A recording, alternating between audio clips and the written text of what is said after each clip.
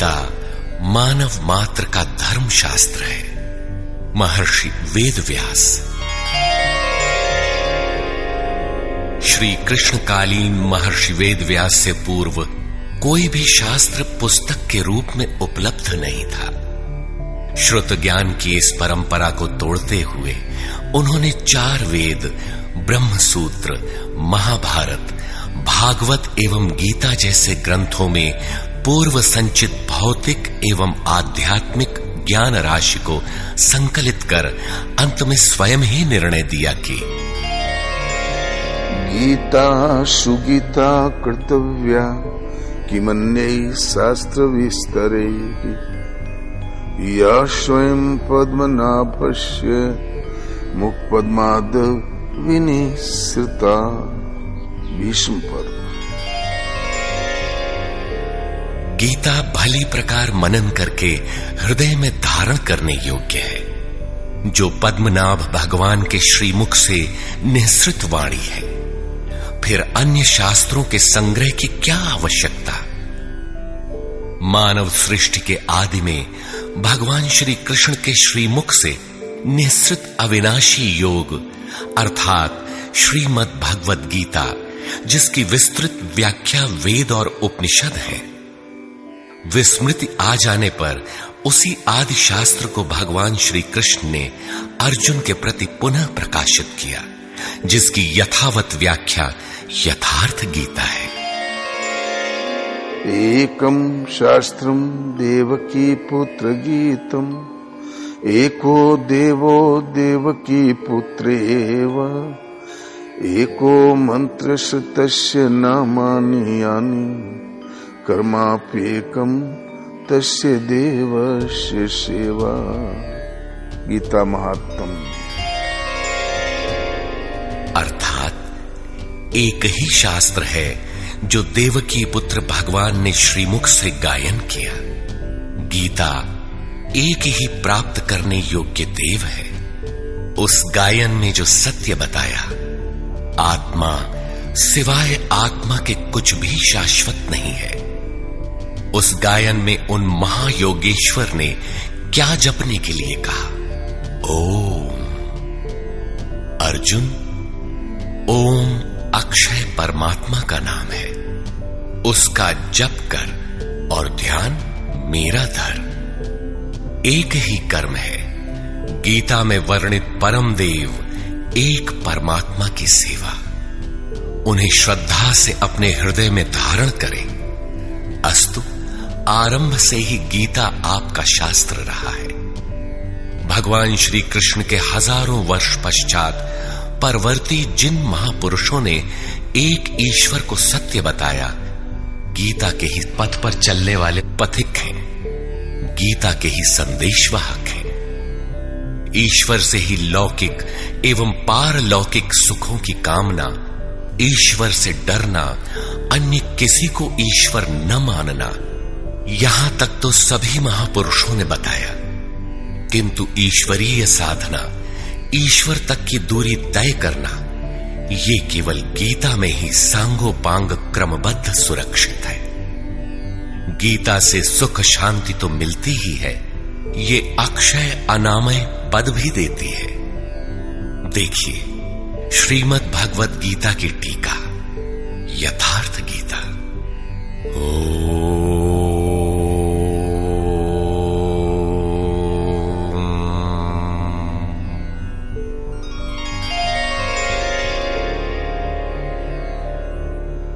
धर्म सिद्धांत 1। सभी प्रभु के पुत्र। ममैवांशो जीवलोके जीवभूतः सनातनः मनः षष्ठानि इन्द्रियाणि प्रकृतिस्थानि कर्षति। सभी मानव ईश्वर की संतान है, मेरे विशुद्ध अंश हैं। मानव तन की सार्थकता। किम पुनर्ब्राह्मणा पुण्या भक्ता राजर्षयस्तथा अनित्यमसुखं लोकम् इमं प्राप्य भजस्व माम्। सुख रहित क्षण भंगुर किंतु दुर्लभ मानव तन को पाकर मेरा भजन कर, अर्थात भजन का अधिकार मनुष्य शरीरधारी को है। मनुष्य की केवल दो जाति, द्वौ भूत सर्गौ लोकेस्मिन् दैव आसुर एव च। दैवो विस्तरशः प्रोक्त आसुरं पार्थ मे शृणु। मनुष्य केवल दो प्रकार के हैं, देवता और असुर। जिसके हृदय में दैवी संपत्ति कार्य करती है वो देवता है, तथा जिसके हृदय में आसुरी संपत्ति कार्य करती है वो असुर है। तीसरी कोई अन्य जाति सृष्टि में नहीं है। हर कामना ईश्वर से सुलभ। त्रैविद्या मां सोमपाः पूतपापा यज्ञैरिष्ट्वा स्वर्गतिं प्रार्थयन्ते। ते पुण्यमासाद्य सुरेन्द्रलोकम् अश्नन्ति दिव्यान् दिवि देवभोगान्। मुझे भजकर लोग स्वर्ग तक की कामना करते हैं, मैं उन्हें देता हूं। अर्थात सब कुछ एक परमात्मा से सुलभ है। भगवान की शरण से पापों का नाश। अपि चेदसि पापेभ्यः सर्वेभ्यः पापकृत्तमः सर्वं ज्ञानप्लवेनैव वृजिनं सन्तरिष्यसि। संपूर्ण पापियों से अधिक पाप करने वाला भी ज्ञान रूपी नौका द्वारा निस्संदेह पार हो जाएगा। ज्ञान अध्यात्मज्ञाननित्यत्वं तत्त्वज्ञानार्थदर्शनम् एतज्ज्ञानमिति प्रोक्तम् अज्ञानं यदतोऽन्यथा। आत्मा के आधिपत्य में आचरण, तत्व के अर्थ रूप मुझ परमात्मा का प्रत्यक्ष दर्शन ज्ञान है, और इसके अतिरिक्त जो कुछ भी है अज्ञान है। अतः ईश्वर की प्रत्यक्ष जानकारी ही ज्ञान है। भजन का अधिकार सबको। अपि चेत् सुदुराचारो भजते मामनन्यभाक् साधुरेव समन्तव्यः सम्यग् व्यवसितो हि सः। क्षिप्रं भवति धर्मात्मा शश्वच्छान्तिं निगच्छति कौन्तेय प्रतिजानीहि न मे भक्तः प्रणश्यति। अत्यंत दुराचारी भी मेरा भजन करके शीघ्र ही धर्मात्मा हो जाता है एवं सदा रहने वाली शाश्वत शांति को प्राप्त कर लेता है। अतः धर्मात्मा वो है जो एक परमात्मा के प्रति समर्पित है, और भजन करने का अधिकार दुराचारी तक को है। भगवत पथ में बीज का नाश नहीं। नेहाभिक्रमनाशोऽस्ति प्रत्यवायो न विद्यते स्वल्पमप्यस्य धर्मस्य त्रायते महतो भयात्। धर्म अर्थात आत्मदर्शन की क्रिया का स्वल्प आचरण भी जन्म मरण के महान भय से उद्धार करने वाला होता है। धर्म अपरिवर्तनशील है। ईश्वर का निवास। ईश्वरः सर्वभूतानां हृद्देशेऽर्जुन तिष्ठति भ्रामयन् सर्वभूतानि यन्त्रारूढानि मायया। ईश्वर सभी भूत प्राणियों के हृदय में रहता है, तो शरण किसकी जाए? तमेव शरणं गच्छ सर्वभावेन भारत तत्प्रसादात् परां शान्तिं स्थानं प्राप्स्यसि शाश्वतम्। संपूर्ण भाव से उस हृदयस्थ एक परमात्मा की शरण में जाओ, जिसकी कृपा से तू परम शांति शाश्वत परम धाम को प्राप्त होगा। यज्ञ।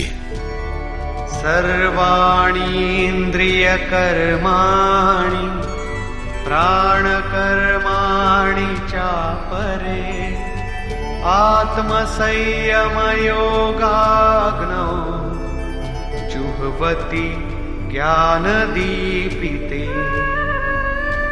संपूर्ण इंद्रियों के व्यापार को, मन की चेष्टाओं को ज्ञान से प्रकाशित हुई आत्मा में संयम रूपी योगाग्नि में हवन करते हैं।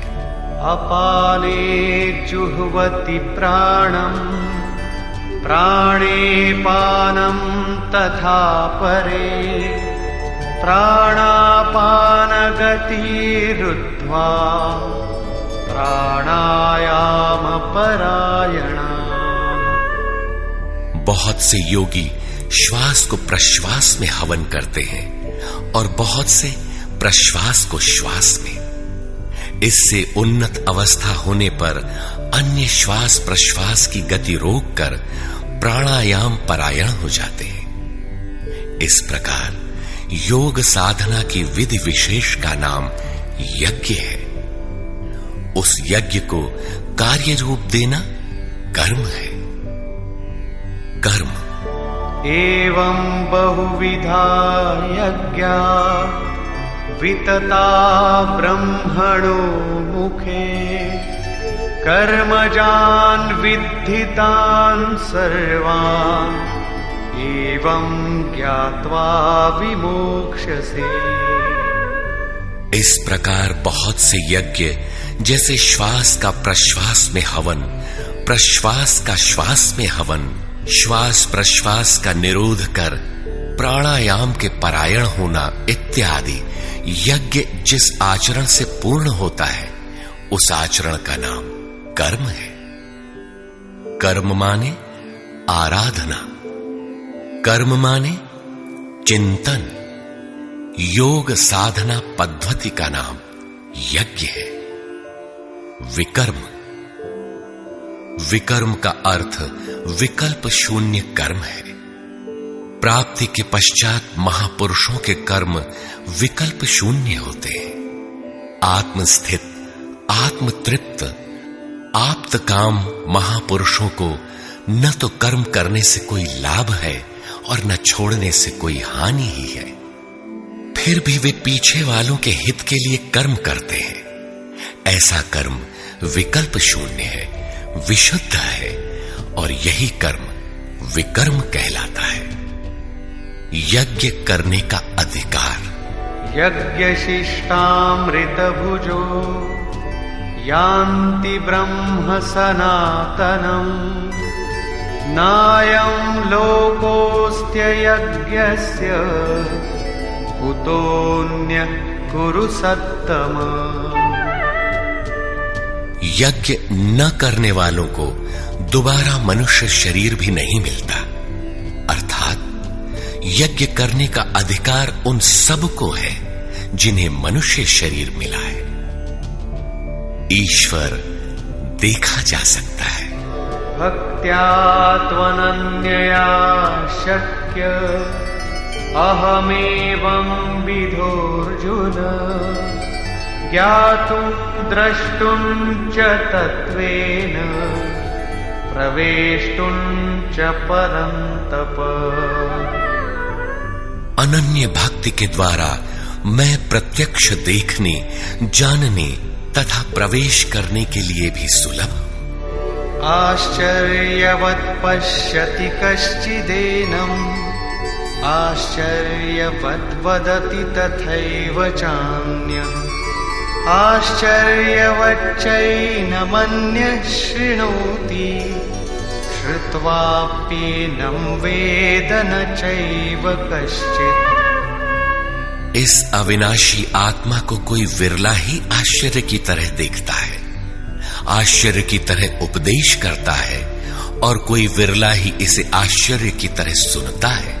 अर्थात ये प्रत्यक्ष दर्शन है। आत्मा ही सत्य है, सनातन है। अच्छेद्योऽयमदाह्योऽयम् अक्लेद्यो शोष्य एव च, नित्यः सर्वगतः स्थाणुः अचलोऽयं सनातनः। ये आत्मा सर्वव्यापक, अचल, स्थिर रहने वाला और सनातन है। आत्मा ही सत्य है। विधाता और उससे उत्पन्न सृष्टि नश्वर है। आब्रह्म भुवनाल्लोकाः पुनरावर्तिनोऽर्जुन, मामुपेत्य तु कौन्तेय पुनर्जन्म न विद्यते। ब्रह्मा और उससे निर्मित सृष्टि, देवता और दानव दुखों की खानी, क्षणभंगुर और नश्वर है, किंतु मेरा भक्त कभी नष्ट नहीं होता। भजन एक परमात्मा का करना चाहिए। देव पूजा। कामैस्तैस्तैर्हितज्ञानाः प्रपद्यन्तेऽन्यदेवताः, तन्तन्नियममास्थाय प्रकृत्या नियताः स्वया। कामनाओं से जिनकी बुद्धि आक्रांत है, ऐसे मूढ़ बुद्धि ही परमात्मा के अतिरिक्त अन्य देवताओं की पूजा करते हैं। येऽप्यन्य देवता भक्ता यजन्ते श्रद्धयान्विताः, तेऽपि मामेव कौन्तेय यजन्त्यविधिपूर्वकम्।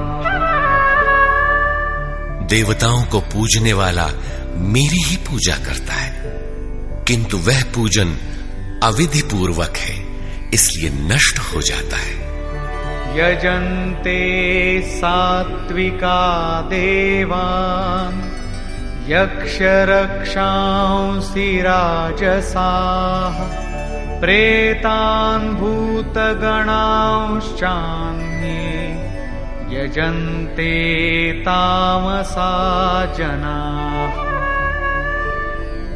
अर्जुन, शास्त्र विधि को त्याग कर भजने वाले सात्विक श्रद्धा वाले देवताओं को, राजस पुरुष यक्ष राक्षसों को और तामस पुरुष भूत प्रेतों को पूजते हैं, किंतु कर्षयन्तः शरीरस्थम् भूतग्राममचेतसः, मां चैवान्तः शरीरस्थम् तान् विद्यासुरनिश्चयान्। वे शरीर रूप से स्थित भूत समुदाय और अंतर्यामी रूप में स्थित मुझ परमात्मा को कृश करने वाले हैं। उनको तू असुर जान। अर्थात देवताओं को पूजने वाले भी आसुरी वृत्ति के अंतर्गत हैं। अधम। तानहं द्विषतः क्रूरान् संसारेषु नराधमान् क्षिपाम्यजस्रमशुभान् आसुरीष्वेव योनिषु। जो यज्ञ की नियत विधि छोड़ कल्पित विधियों से यजन करते हैं, वे ही क्रूर कर्मी, पापाचारी तथा मनुष्यों में अधम है, अन्य कोई अधम नहीं है। नियत विधि क्या है? ओमित्येकाक्षरं ब्रह्म व्याहरन् मामनुस्मरन् यः प्रयाति त्यजन् देहं स याति परमां गतिम्। ओम जो अक्षय ब्रह्म का परिचायक है, उसका जप तथा मुझ एक परमात्मा का स्मरण, तत्वदर्शी महापुरुष के संरक्षण में ध्यान। शास्त्र इति गुह्यतमं शास्त्रम् इदमुक्तं मया नघ एतद्बुद्ध्वा बुद्धिमान् स्यात् कृतकृत्यश्च भारत। इस प्रकार यह अति गोपनीय शास्त्र मेरे द्वारा कहा गया। इसे तत्व से जानकर मनुष्य पूर्ण ज्ञाता तथा कृतार्थ हो जाता है। अतः योगेश्वर श्री कृष्ण की यह वाणी स्वयं में पूर्ण शास्त्र है। तस्मात् शास्त्रं प्रमाणन्ते कार्याकार्यव्यवस्थितौ ज्ञात्वा शास्त्रविधानोक्तं कर्म कर्तुमिहार्हसि। कर्तव्य और अकर्तव्य के निर्धारण में शास्त्र ही प्रमाण है। अतः गीता में निर्धारित विधि से आचरण करें। धर्म सर्वधर्मान् परित्यज्य मामेकं शरणं व्रज अहं त्वा सर्वपापेभ्यो मोक्षयिष्यामि मा शुचः। धार्मिक उथल पुथल को छोड़ एकमात्र मेरी शरण हो जा, अर्थात एक भगवान के प्रति पूर्ण समर्पण ही धर्म का मूल है। उस प्रभु को पाने की नियत विधि का आचरण ही धर्माचरण है, और जो उसे करता है वो अत्यंत पापी भी शीघ्र धर्मात्मा हो जाता है। धर्म प्राप्त कहां से करे? ब्रह्मणो हि प्रतिष्ठाहम् अमृतस्याव्ययस्य च शाश्वतस्य च धर्मस्य सुखस्यैकान्तिकस्य च। उस अविनाशी ब्रह्म का, अमृत का, शाश्वत धर्म का और अखंड एक रस आनंद का मैं ही आश्रय हूं, अर्थात परमात्म स्थित सद्गुरु ही इन सब का आश्रय है। नोट: विश्व के सारे धर्मों की सत्य धारा एक ईश्वर गीता का ही प्रसारण है।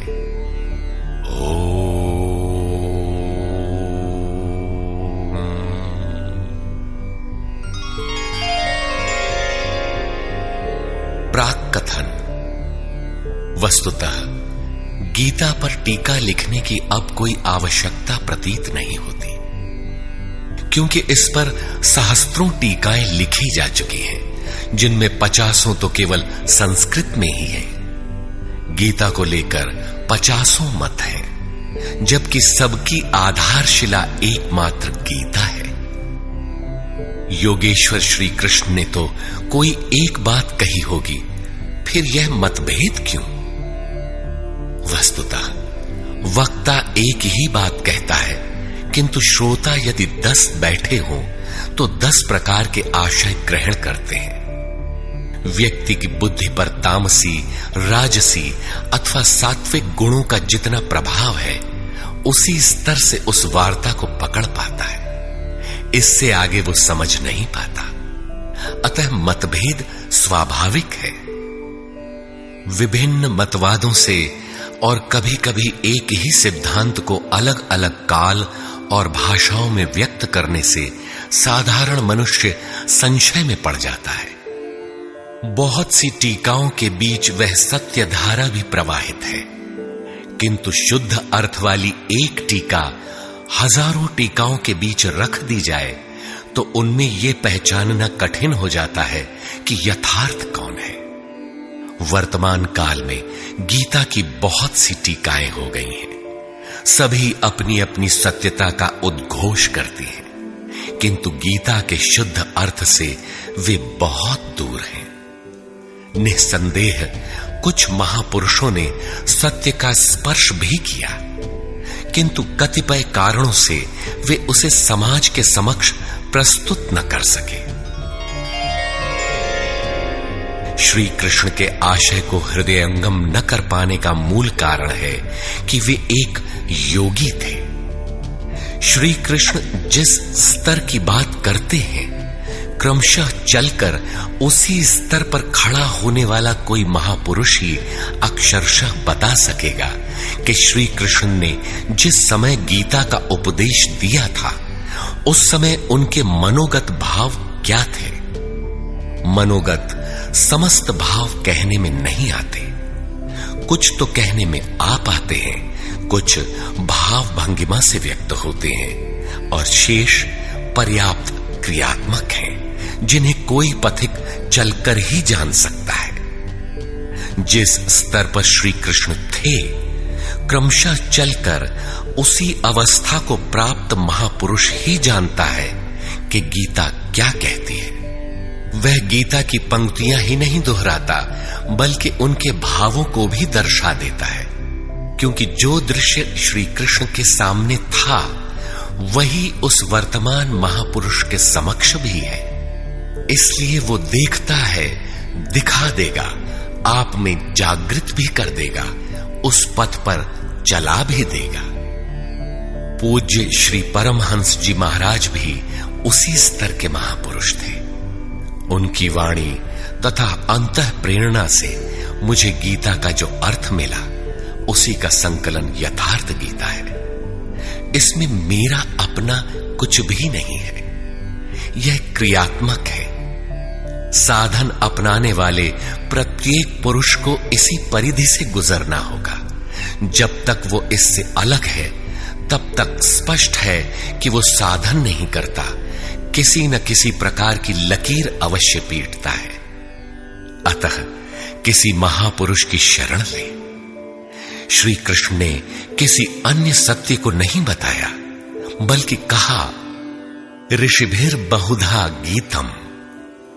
ऋषियों ने अनेकों बार जिसका गायन किया है, वही कहने जा रहा हूं। उन्होंने यह नहीं कहा कि उस ज्ञान को केवल मैं ही जानता हूं या मैं ही बताऊंगा, बल्कि कहा, किसी तत्वदर्शी के पास जाओ, निष्कपट भाव से सेवा करके उस ज्ञान को प्राप्त करो। श्री कृष्ण ने महापुरुषों द्वारा शोधित सत्य को ही उद्घाटित किया है। गीता सुबोध संस्कृत में है। यदि अन्वयार्थ ही लें तो गीता का अधिकांश आप स्वयं हृदयंगम कर सकेंगे, किंतु आप ज्यों का त्यों अर्थ नहीं लेते। उदाहरण के लिए श्री कृष्ण ने स्पष्ट कहा कि यज्ञ की प्रक्रिया ही कर्म है, फिर भी आप कहते हैं कि खेती करना कर्म है। यज्ञ को स्पष्ट करते हुए उन्होंने बताया कि यज्ञ में बहुत से योगी जन प्राण में अपान को हवन करते हैं, बहुत से अपान में प्राण को हवन करते हैं, बहुत से योगी प्राण अपान दोनों को रोककर प्राणायाम परायण हो जाते हैं, बहुत से योगी इंद्रियों की संपूर्ण प्रवृत्तियों को संयमाग्नि में हवन करते हैं। इस प्रकार श्वास प्रश्वास का चिंतन यज्ञ है। मन सहित इंद्रियों का संयम यज्ञ है। शास्त्रकार ने स्वयं यज्ञ बताया, फिर भी आप कहते हैं कि विष्णु के निमित्त स्वाहा बोलना, अग्नि में जौ तिल घी का हवन करना यज्ञ है। उन योगेश्वर ने ऐसा एक शब्द भी नहीं कहा। क्या कारण है कि आप समझ नहीं पाते? बाल की खाल निकालकर रटने पर भी क्यों वाक्य विन्यास ही आपके हाथ लगता है? आप अपने को यथार्थ जानकारी से शून्य ही क्यों पाते हैं? वस्तुतः मनुष्य जन्म लेकर क्रमशः बड़ा होता है तो पैतृक संपत्ति, घर, दुकान, जमीन जायदाद, पद प्रतिष्ठा, गाय भैंस, यंत्र उपकरण इत्यादि उसे विरासत में मिलती है। ठीक इसी प्रकार उसे कुछ रूढ़ियां, परंपराएं, पूजा पद्धतियां भी विरासत में मिल जाती हैं। 33 करोड़ देवी देवता तो भारत में बहुत पहले गिने गए थे। विश्व में उनके अनगिनत रूप हैं। शिशु ज्यों-ज्यों बड़ा होता है, अपने माता पिता, भाई बहन, पास पड़ोस में इनकी पूजा देखता है। परिवार में प्रचलित पूजा पद्धतियों की अमिट छाप उसके मस्तिष्क पर पड़ जाती है। देवी की पूजा मिली तो जीवन भर देवी देवी रटता है। परिवार में भूत पूजा मिली तो भूत भूत रटता है। कोई शिव तो कोई कृष्ण तो कोई कुछ पकड़े ही रहता है। उन्हें वो छोड़ नहीं सकता। ऐसे भ्रांत पुरुष को गीता जैसा कल्याणकारी शास्त्र मिल भी जाए तो वो उसे नहीं समझ सकता। पैतृक संपदा को कदाचित वो छोड़ भी सकता है, किंतु इन रूढ़ियों और मजहबी पचड़ों को नहीं मिटा सकता। पैतृक संपत्ति को हटाकर आप हजारों मील दूर जा सकते हैं, किंतु दिल दिमाग में अंकित ये रूढ़िगत विचार वहां भी आपका पिंड नहीं छोड़ते। आप सिर काटकर अलग तो नहीं रख सकते।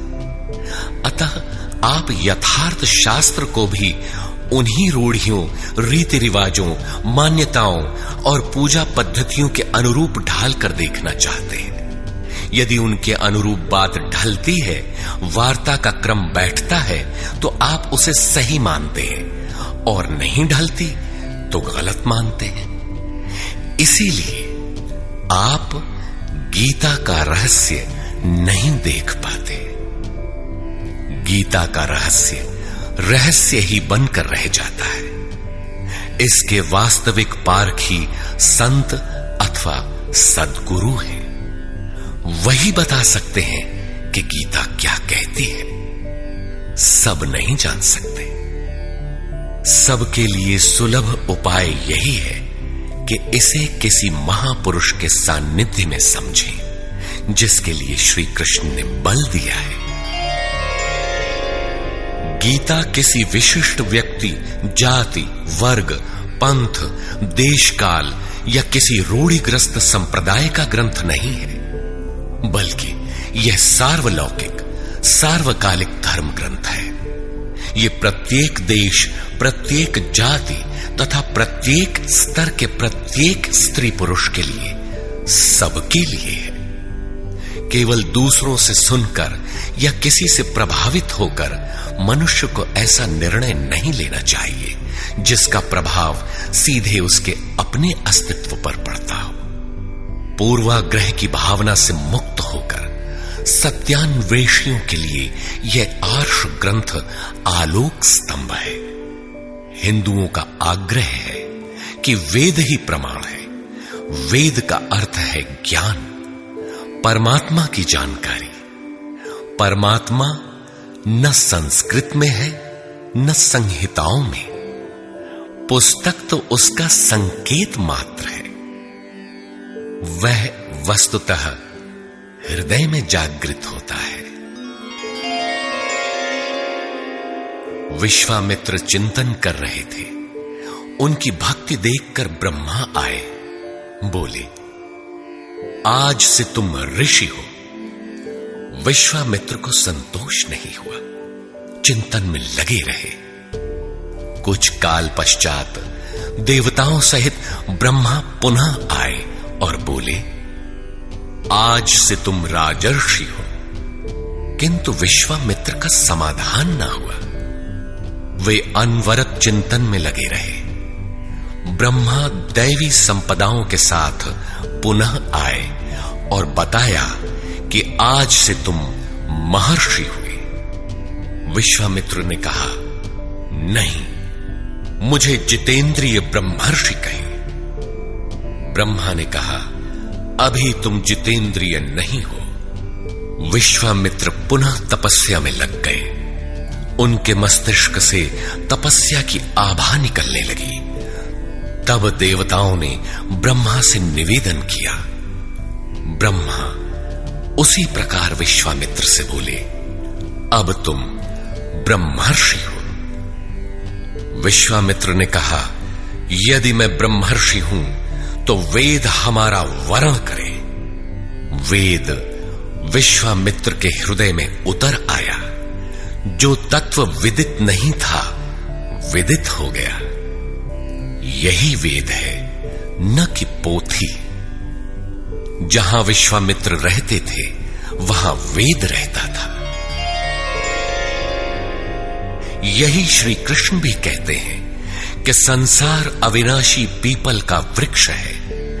ऊपर परमात्मा जिसका मूल और नीचे प्रकृति पर्यंत शाखाएं हैं।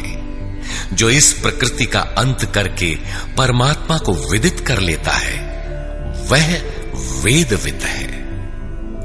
अर्जुन, मैं भी वेदविद हूं।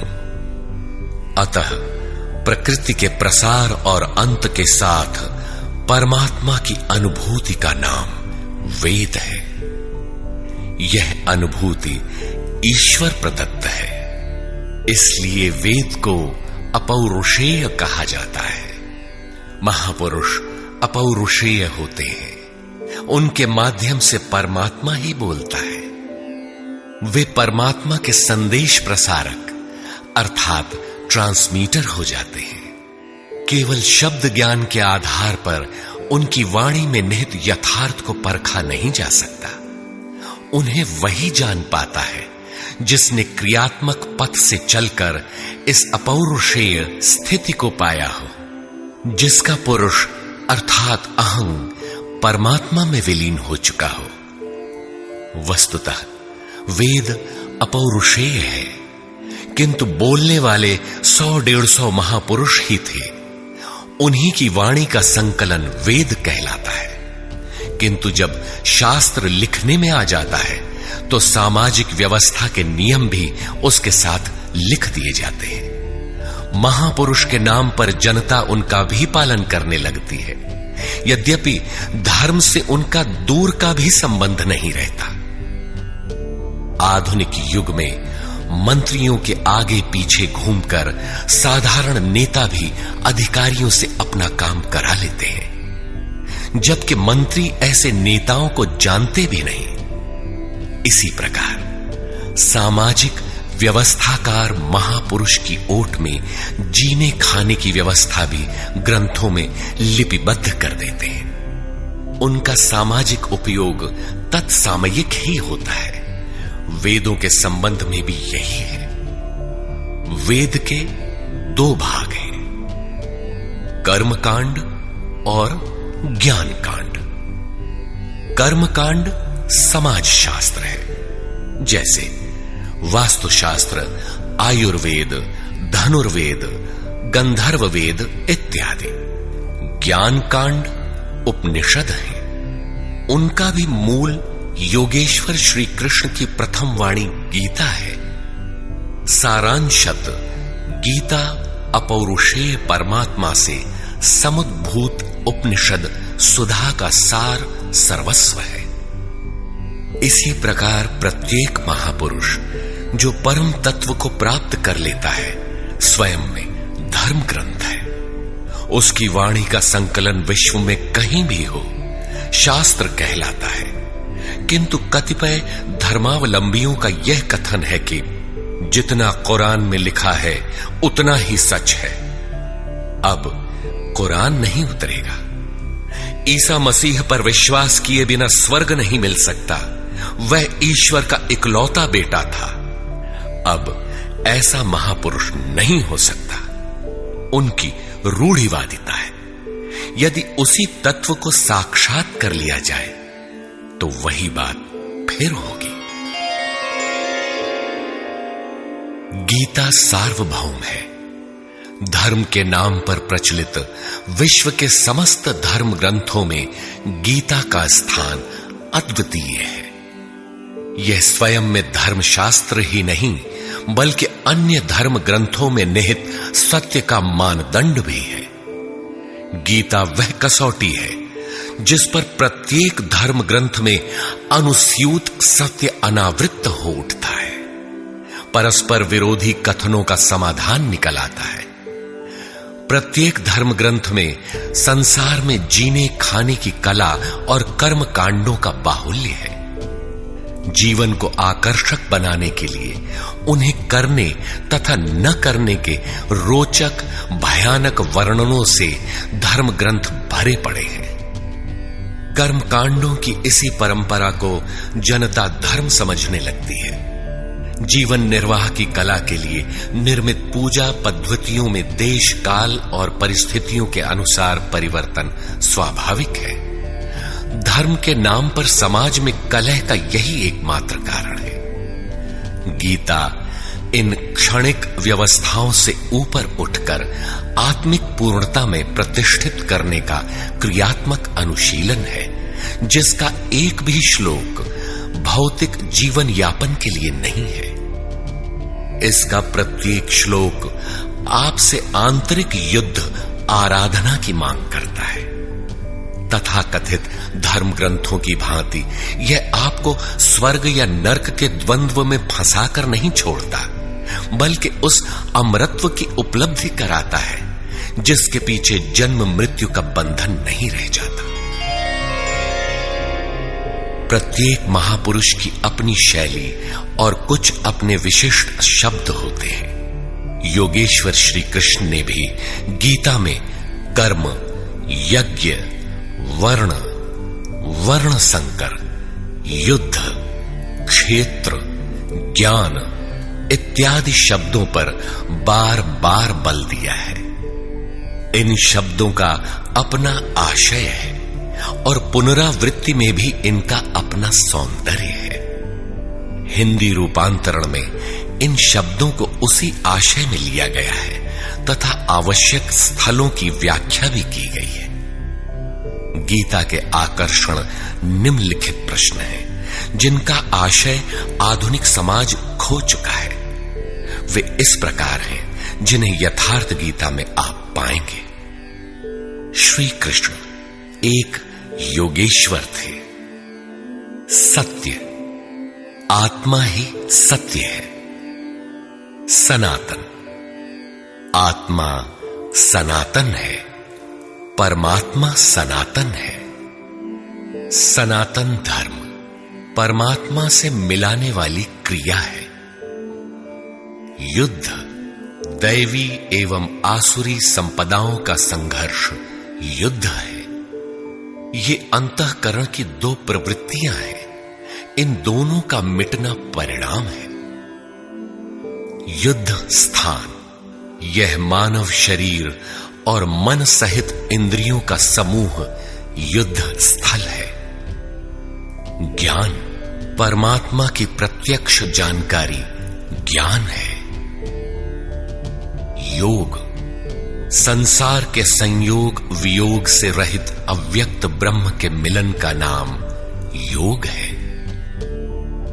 ज्ञान योग, आराधना ही कर्म है। अपने पर निर्भर होकर कर्म में प्रवृत्त होना ज्ञान योग है। निष्काम कर्म योग, इष्ट पर निर्भर होकर समर्पण के साथ कर्म में प्रवृत्त होना निष्काम कर्म योग है। श्री कृष्ण ने किस सत्य को बताया? श्री कृष्ण ने उसी सत्य को बताया जिसको तत्वदर्शियों ने पहले देख लिया था और आगे भी देखेंगे। यज्ञ साधना की विधि विशेष का नाम यज्ञ है। कर्म यज्ञ को कार्य रूप देना ही कर्म है। वर्ण आराधना की एक ही विधि जिसका नाम कर्म है, जिसको 4 श्रेणियों में बांटा है, वही 4 वर्ण है। ये एक ही साधक का ऊंचा नीचा स्तर है, न कि जाति। वर्ण संकर परमात्म पथ से च्युत होना, साधन में भ्रम उत्पन्न हो जाना वर्ण संकर है। मनुष्य की श्रेणी अंतःकरण के स्वभाव के अनुसार मनुष्य 2 प्रकार का होता है, एक देवताओं जैसा, दूसरा असुरों जैसा। यही मनुष्य की 2 जातियां हैं जो स्वभाव द्वारा निर्धारित हैं और यह स्वभाव घटता बढ़ता रहता है। देवता हृदय देश में परम देव परमात्मा का देवत्व अर्जित कराने वाले गुणों का समूह है। बाह्य देवताओं की पूजा कामनाओं से जिनकी बुद्धि आक्रांत है, ऐसे अविवेकी और मूढ़ बुद्धि की देन है। वे मेरे ही पुजारी हैं, किंतु अविधि पूर्वक है। अवतार व्यक्ति के हृदय में होता है, बाहर नहीं।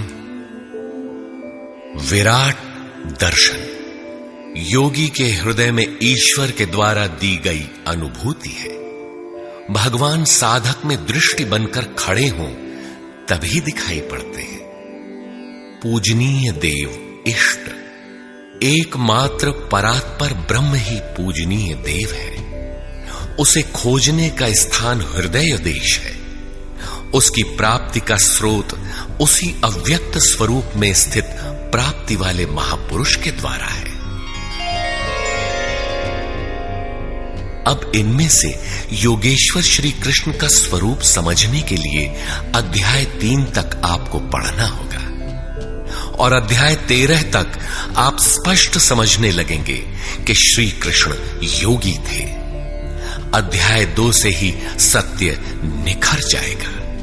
सनातन और सत्य एक दूसरे के पूरक हैं। ये अध्याय 2 से ही स्पष्ट होगा, वैसे पूर्ति पर्यंत चलेगा। युद्ध अध्याय 4 तक स्पष्ट होने लगेगा। 11 तक संशय निर्मूल हो जाएगा। वैसे अध्याय 16 तक देखना चाहिए। युद्ध स्थल के लिए अध्याय 13 बार बार देखें।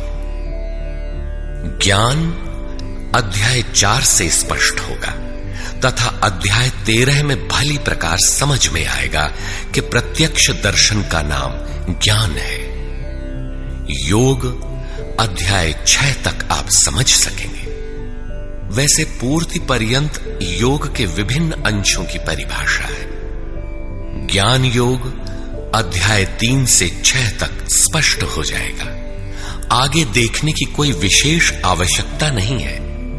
निष्काम कर्म योग अध्याय 2 से आरंभ होकर पूर्ति पर्यंत है।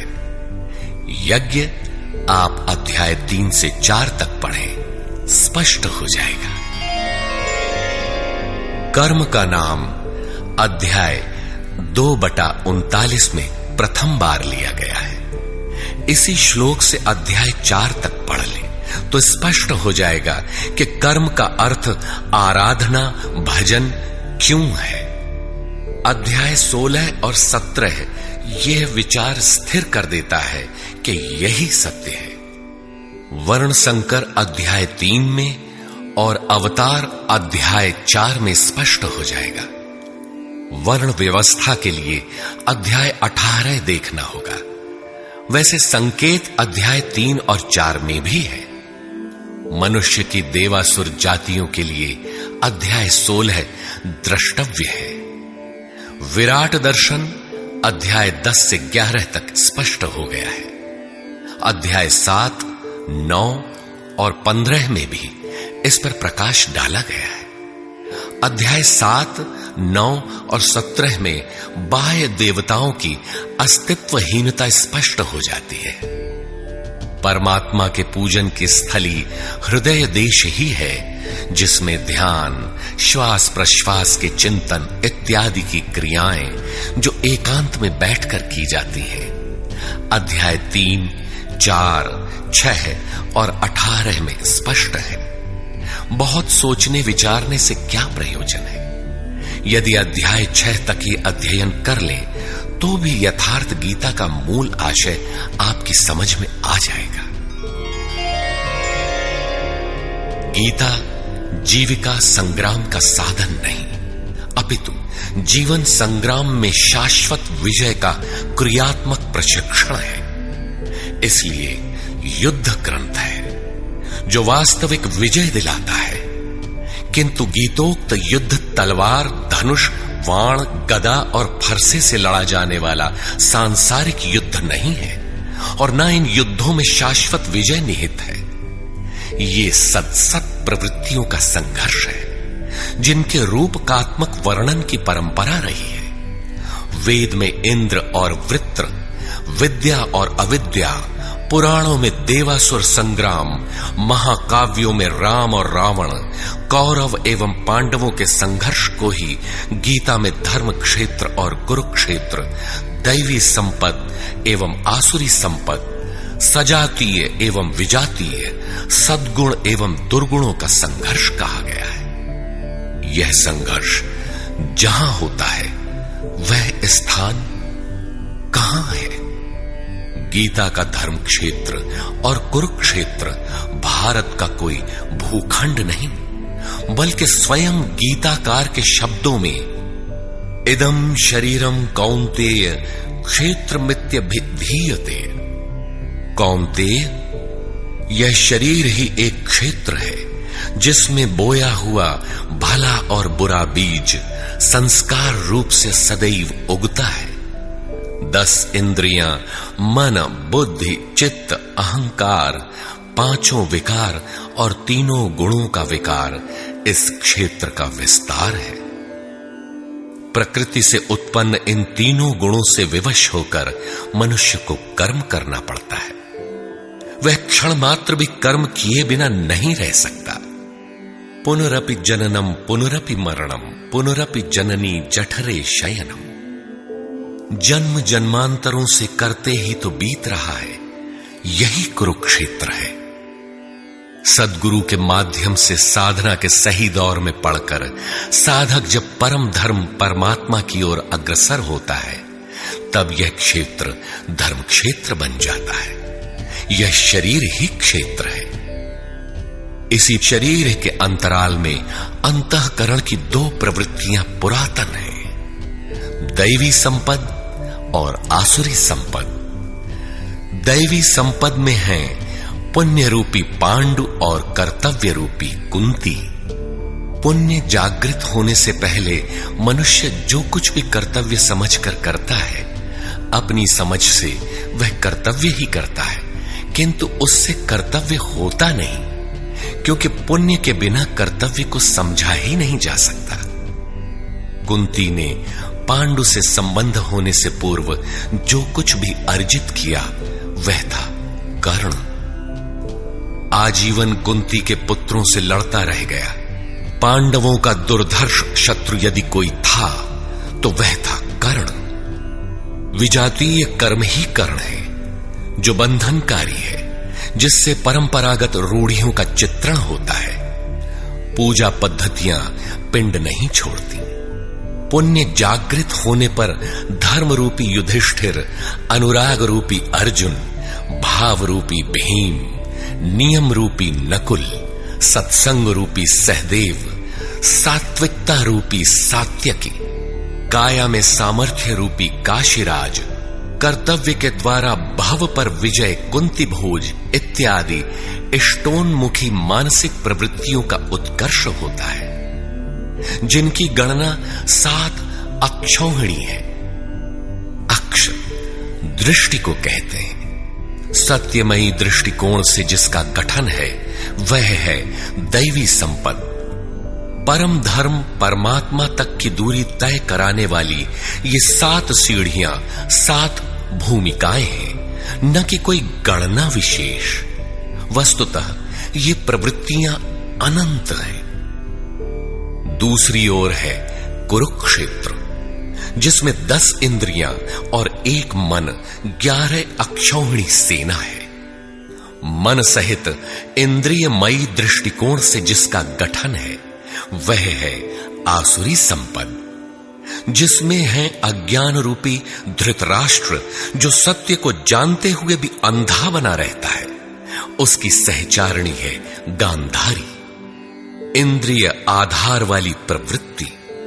इनके साथ हैं मोह रूपी दुर्योधन, दुर्बुद्धि रूपी दुःशासन, विजातीय कर्म रूपी कर्ण, भ्रम रूपी भीष्म, द्वैत के आचरण रूपी द्रोणाचार्य, आसक्ति रूपी अश्वत्थामा, विकल्प रूपी विकर्ण, अधूरी साधना में कृपा के आचरण रूपी कृपाचार्य, और इन सब के बीच जीव रूपी विदुर है, जो रहता है अज्ञान में, किंतु दृष्टि सदैव पांडवों पर है। पुण्य से प्रवाहित प्रवृत्ति पर है, क्योंकि आत्मा परमात्मा का शुद्ध अंश है। इस प्रकार आसुरी संपद भी अनंत है। क्षेत्र एक ही है, यह शरीर। इसमें लड़ने वाली प्रवृत्तियां 2 हैं। एक प्रकृति में विश्वास दिलाती है, नीच अधम योनियों का कारण बनती है, तो दूसरी परम पुरुष परमात्मा में विश्वास और प्रवेश दिलाती है।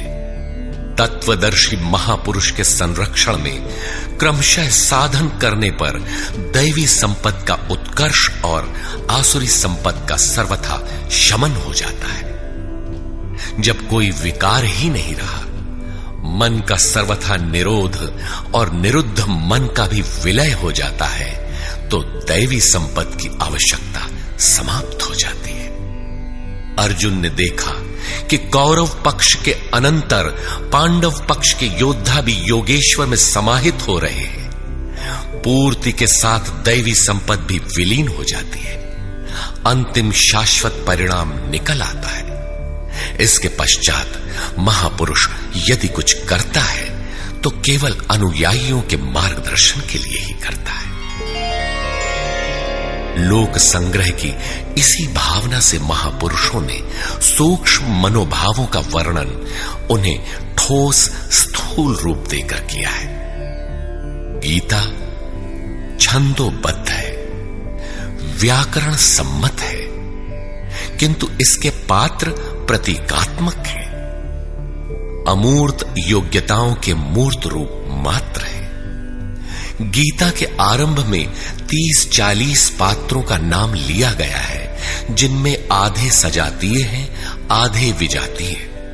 कुछ पांडव पक्ष के हैं, कुछ कौरव पक्ष के। विश्व रूप दर्शन के समय इनमें से 4-6 नाम पुनः आए, अन्यथा संपूर्ण गीता में इन नामों की चर्चा तक नहीं है।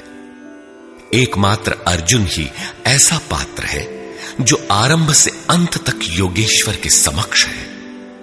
वह अर्जुन भी केवल योग्यता का प्रतीक है, न कि व्यक्ति विशेष। गीता के आरंभ में अर्जुन सनातन कुल धर्म के लिए विकल है, किंतु योगेश्वर श्री कृष्ण ने इसे अज्ञान बताया और निर्देश दिया कि आत्मा ही सनातन है, शरीर नाशवान है, इसलिए युद्ध कर। इस आदेश से यह स्पष्ट नहीं होता कि अर्जुन कौरवों को ही मारे। पांडव पक्ष के भी शरीरधारी ही तो थे, दोनों ओर संबंधी ही तो थे। संस्कारों पर आधारित शरीर क्या तलवार से काटने पर समाप्त हो सकेगा? जब शरीर नाशवान है, जिसका अस्तित्व है ही नहीं, तो अर्जुन कौन था? श्री कृष्ण किसकी रक्षा में खड़े थे? क्या किसी शरीरधारी की रक्षा में खड़े थे? श्री कृष्ण ने कहा, जो शरीर के लिए परिश्रम करता है वह पापायु मूढ़ बुद्धि पुरुष व्यर्थ ही जीता है। यदि श्री कृष्ण किसी शरीरधारी की रक्षा में खड़े हैं, तब तो वे भी मूढ़ बुद्धि हैं, व्यर्थ ही जीने वाले हैं। वस्तुतः अनुराग ही अर्जुन है। अनुरागी के लिए महापुरुष सदैव खड़े हैं। अर्जुन शिष्य था और श्री कृष्ण एक सद्गुरु थे। विनयावनत होकर उसने कहा, धर्म के मार्ग में मोहित चित्त मैं आपसे पूछता हूं, जो श्रेय अर्थात परम कल्याणकारी हो वह उपदेश मेरे प्रति कहिए।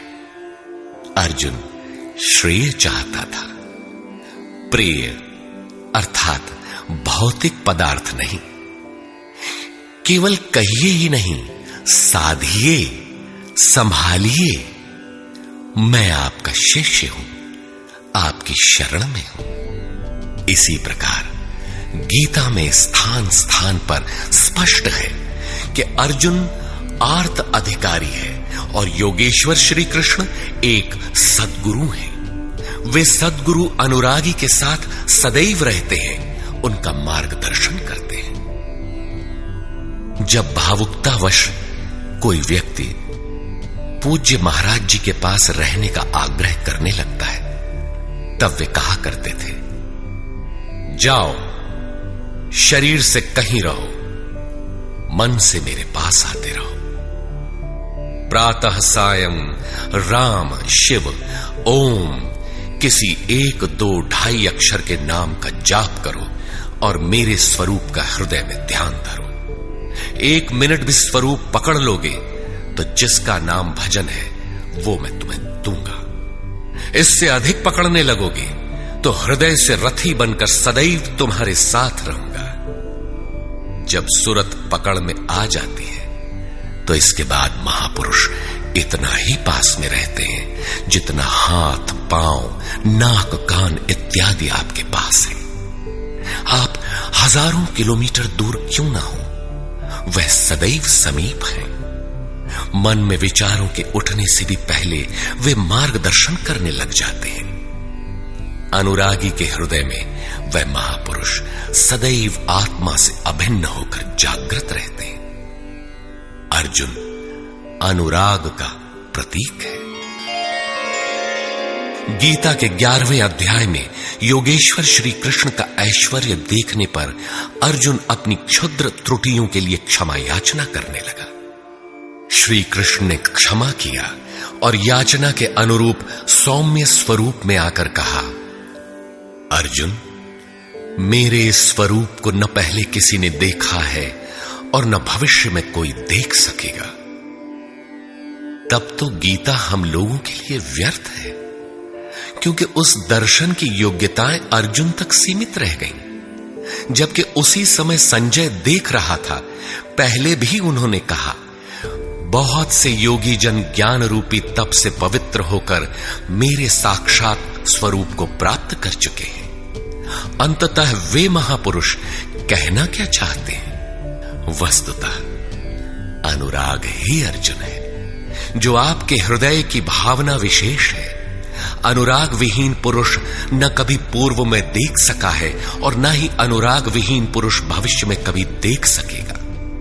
मिले ही न रघुपति बिनु अनुरागा, किए जोग तब ज्ञान बिरागा। अतः अर्जुन एक प्रतीक है। यदि प्रतीक नहीं है तो गीता का पीछा छोड़ दें। गीता आपके लिए नहीं है, क्योंकि उस दर्शन की योग्यता अर्जुन तक ही सीमित रह गई।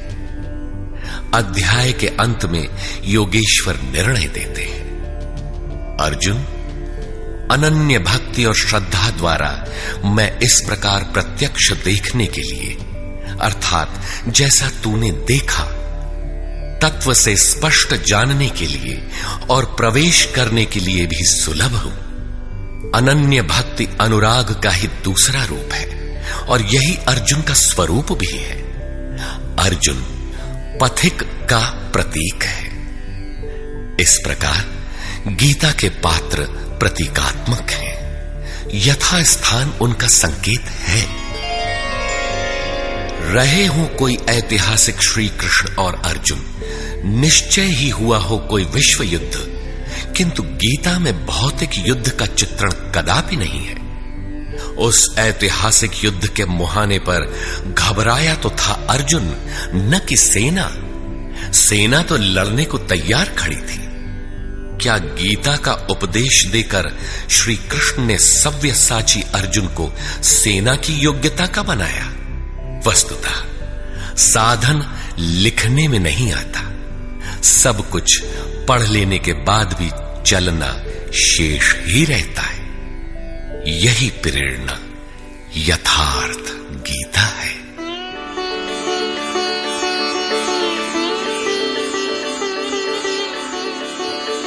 सद्गुरु कृपाश्रयी जगत बंधु स्वामी अड़गड़ानंद जी। श्री गुरु पूर्णिमा 24 जुलाई 1983 ईस्वी।